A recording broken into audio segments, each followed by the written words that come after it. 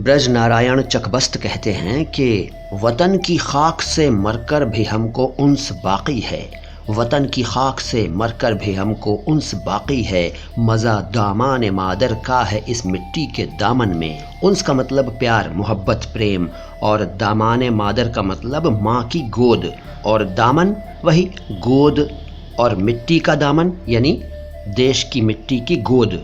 वतन की खाक से मरकर भी हमको उन्स बाकी है, मज़ा दामान मादर का है इस मिट्टी के दामन में। यानी मरने के बाद भी हमें अपने देश से प्रेम बाकी है, और इस मिट्टी में जिसमें हम दफन हैं या हमारा दाह संस्कार हुआ है या जो भी है, उसमें मिलकर, मिट्टी में मिलकर हमें अपनी माँ की गोद में होने का मज़ा आ रहा है, आभास हो रहा है।